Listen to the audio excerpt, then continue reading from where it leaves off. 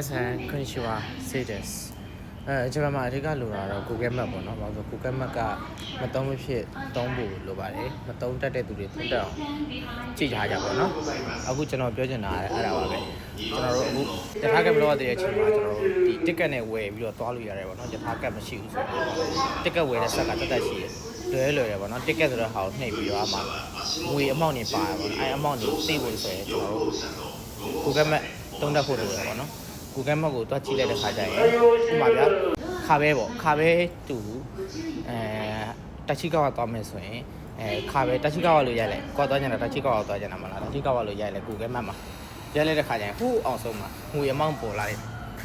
ပါတဲ့အမောင့်ကို ticket ကိုဝယ်လိုက်ပါဥမာ ticket ကကျွန်တော်230ဆိုရင် ticket 250ပဲရှိရဆိုရင်250ရောက်တယ်အဲ့လိုရတော့ကျွန်တော်ဒီတစ်ခုတောင်းလို့ရရင်ဗျာ20တော့ပို့ပါမယ်ဒီတစ်ခုသွားလို့ရပြီပေါ့နော်ပြောမယ်ဆိုပြောချင်တာတော့ဒီကျွန်တော်တို့ယထာကတ်မရှိခြင်းခင်ကာလမှာကျွန်တော်တို့ ticket နဲ့ယထာစီးလို့ရမယ်နေတိုင်းလေးဖြစ်ပါတယ်ကျွန်တော်တို့ဈေးနှုန်းမသိတဲ့သူတွေ Google Map ကိုကြည့်တိုင်းအဆင်ပြေပါတယ်နော်စကားနဲ့လည်းရှုပ်သွားရင်ခွက်တော့ပေါ့ဆိုတော့ကျွန်တော်ယထာမိအောင်ပြေးလာရင်လည်းမောသွားလို့ဒါအဆပဲရှိသေးတယ်နောက်ကျရင်ပြေးရတော့မှာတော့အခုမှရောက်တဲ့သူတွေနော်အားလုံးပဲယထာကတ်မရှိခင် ticket နဲ့သုံးလို့ဖြစ်ပါတယ်အားလုံးပဲမှတ်တတ်နေ